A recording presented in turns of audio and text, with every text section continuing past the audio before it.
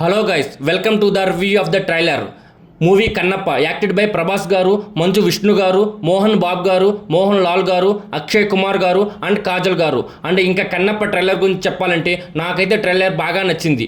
Teaser అయితే నాకు అంత బాగా ఏమి అనిపించలేదు. అంటే ఇది భక్తుడికి సంబంధించిన సినిమా లాగా అనిపించలేదు. ఎందుకంటే ఆ వైట్ సీన్స్, ఆ యాక్షన్ సీన్స్ అవన్నీ చూస్తూ ఉంటే ఇదంతా ఏదో యాక్షన్ మోడ్ మూవీ లాగా, లైక్ పొన్నీర్ సెల్వం మూవీ లాగా కైండ్ ఆఫ్ ఫీల్ వచ్చిందని. బట్ ట్రైలర్ చూసినప్పుడైతే మాత్రం దాంట్లో ఏదైతే మనకు కాన్సెప్ట్ మొత్తాన్ని కూడా క్లియర్ కట్గా చూపించారు. అది చూసిన తర్వాత అయితే మాత్రం నాకు కాన్సెప్ట్ పరంగా మూవీ అయితే బాగా అనిపించింది. అంటే సినిమా బేసిక్గా స్టార్టింగ్ అంతా ఒక వర్షన్ ఉంటుంది అండ్ లాస్ట్కి వచ్చేసరికి ఇంకొక వర్షన్ ఉంటుంది. అది మనకి ట్రైలర్లో చాలా క్లియర్గా ఎక్స్ప్లెయిన్ చేశారు.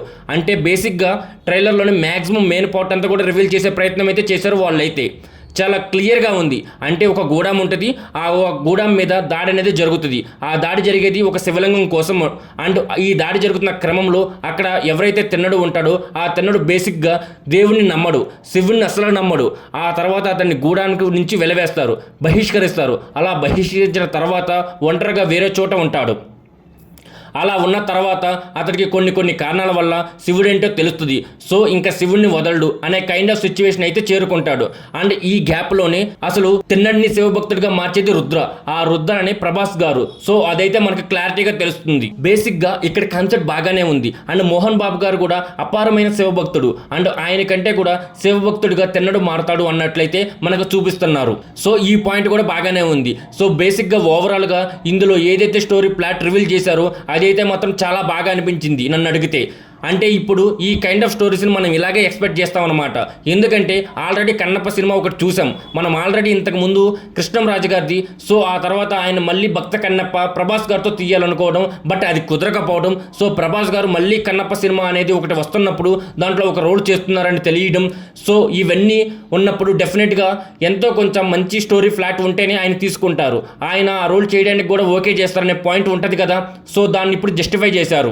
ఇంకా మోహన్ లాల్ గారి క్యారెక్టర్ అయితే మాత్రం ఇప్పటికి కూడా ఒక క్లారిటీ అయితే లేదు. ట్రైలర్ చూసిన తర్వాత కూడా మరి ఆయన రోల్ ఏంటి అనేది మనకు అర్థం కాలేదు. మేబీ మూవీ చూసిన తర్వాత మనకు అర్థం అవ్వచ్చేమో వేరే గూడానికి చెందిన వ్యక్త లేదా ఆ విలువిద్యల్లో ఆరితేరిన వ్యక్త ఏమో. మరి ప్రస్తుతానికైతే అదైతే క్లారిటీ లేదు నాకు. అండ్ ఇంకా ప్రభాస్ గారి విషయానికి వచ్చినట్లయితే ప్రభాస్ గారి లుక్స్ అండ్ ఇవన్నీ మనం ఆల్రెడీ చూసేసాం కూడా.